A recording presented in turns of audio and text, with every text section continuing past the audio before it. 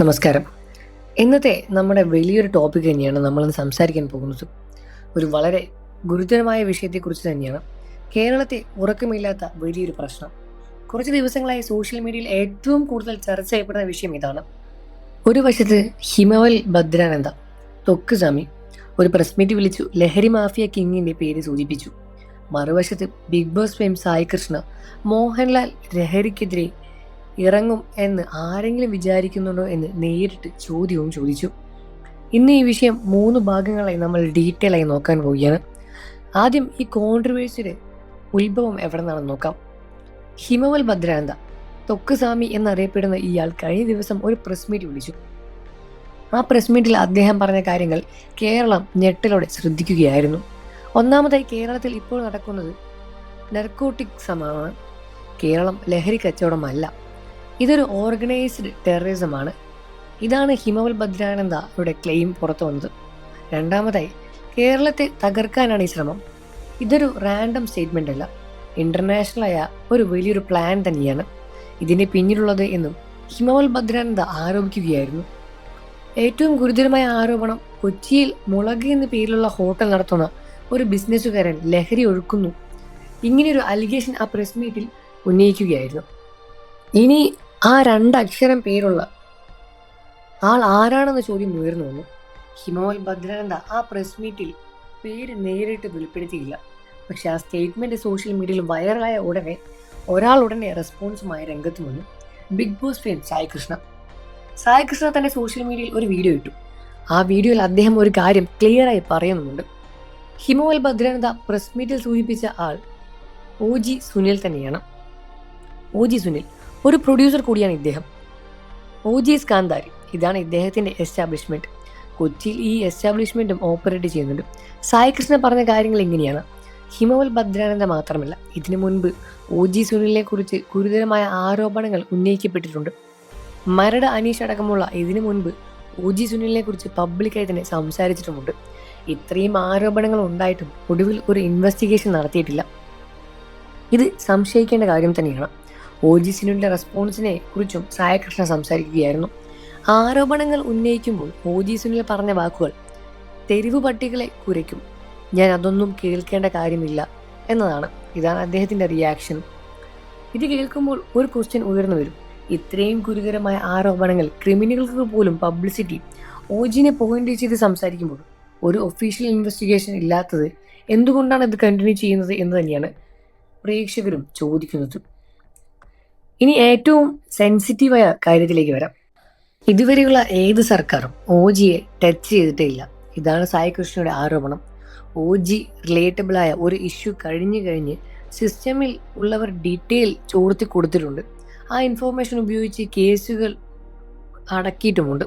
ഇതാണ് സായി കൃഷ്ണ ക്ലെയിം ചെയ്യുന്നത്.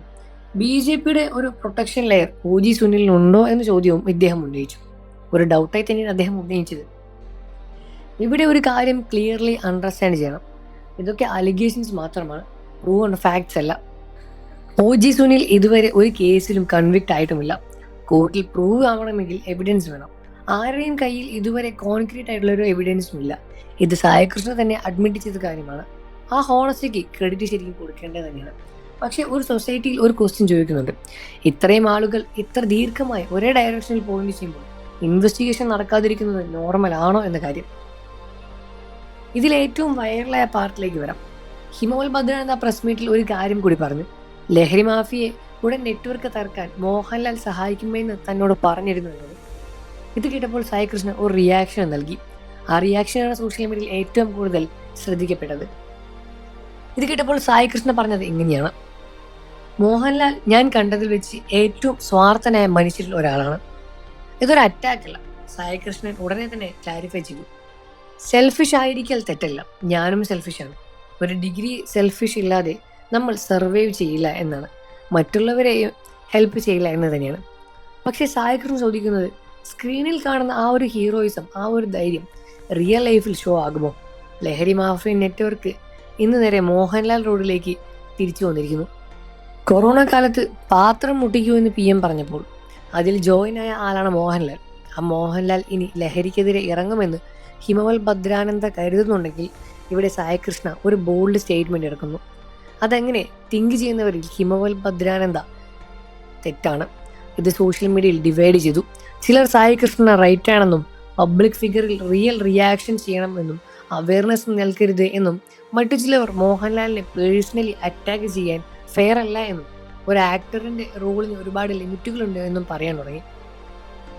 ലഹരി പ്രശ്നത്തിൽ കേരള ഗവൺമെന്റും ഒരു ഇനീഷ്യേറ്റീവ് നടത്തിയിട്ടുണ്ട്. ആഭ്യന്തര വകുപ്പ് ഓപ്പറേഷൻ തൂഫാൻ എന്ന statement anti drug protection act ആക്കി മാറ്റി. ഇത് ലോഞ്ച് ആയിട്ട് കുറച്ച് ദിവസങ്ങളായി.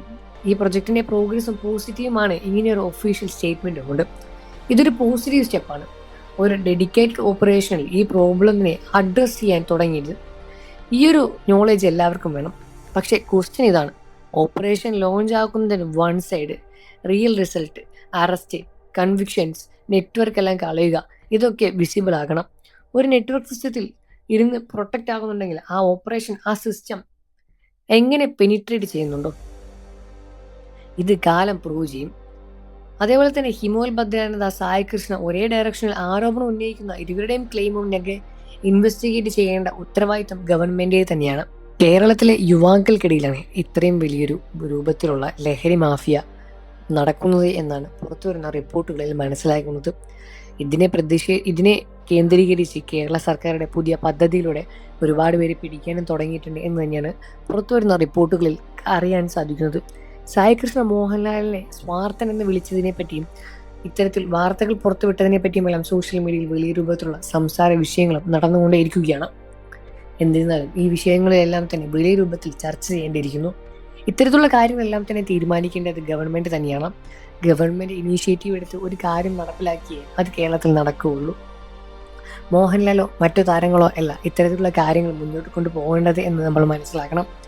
ഗവൺമെന്റിന്റെ ഭാഗത്ത് വരുന്ന ഓരോ ഡിസിഷൻസിനും അത്രമാത്രം വാല്യുണ്ട്, അത്രമാത്രം വാല്യുബിൾ ആണ്. പ്രമുഖ താരങ്ങൾക്കെല്ലാം തന്നെ ഇതിൽ ഇടപെടേണ്ടത് ഒരുപാട് ലിമിറ്റുകളുണ്ട് എന്നും അവർക്ക് അവരുടേതായ കാര്യങ്ങളുണ്ട് എന്നും ഒരു വിഭാഗം ആളുകൾ പറയുമ്പോൾ, ഒരു സമൂഹത്തിന് നല്ലത് ചെയ്യണമെങ്കിൽ അത് ഗവൺമെന്റ് മാത്രമല്ല ചുറ്റുമുള്ള ആളുകൾ വിചാരിച്ചാലും നടക്കുമെന്ന് മറുഭാഗം ആളുകൾ പറയുന്നു. പ്രത്യേകിച്ച് ഇത്തരത്തിലുള്ള പബ്ലിക് ഫിഗറുള്ള ആളുകൾ തീരുമാനിച്ചാൽ ഉടനെ തന്നെ നടക്കാൻ സാധ്യത ഏറെയാണെന്നും അതിന് വിജയ് ഒരു അടയാളമാണ് എന്നും പ്രേക്ഷകർ പറയുകയാണ്. തമിഴ്നാട്ടിൽ ഒരൊറ്റൊരു നടൻ വിജയിനെ മാത്രം സ്വാധീനിച്ച് അവിടെ വിജയ് മുഖ്യമന്ത്രി പദവി വരെ ഏറ്റെടുത്തിരിക്കുകയാണ്. ഇത്തരത്തിൽ ഒരാൾ വിചാരിച്ചാൽ തന്നെ ഒരുപാട് കാര്യങ്ങൾ നടക്കുമെന്നും ആളുകൾ പറയുകയാണ്. ഈ വിഷയത്തിൽ നിങ്ങളുടെ അഭിപ്രായം എന്താണെന്ന് വീഡിയോയ്ക്ക് താഴെ കമൻറ്റ് ചെയ്ത് പറയുക. വാർത്തകളും വിശേഷവും എത്രയും പെട്ടെന്ന് അറിയാൻ നമ്മുടെ വീഡിയോ ഒന്ന് ലൈക്ക് ചെയ്ത് ചാനൽ ഇപ്പോൾ തന്നെ സബ്സ്ക്രൈബ് ചെയ്ത് സപ്പോർട്ട് ചെയ്യാൻ മറക്കല്ലേ ഫ്രണ്ട്സ്. നിങ്ങളുടെ കമൻറ്റുകൾ വീഡിയോയ്ക്ക് താഴെ കമൻറ്റായി രേഖപ്പെടുത്താൻ മറക്കല്ലേ.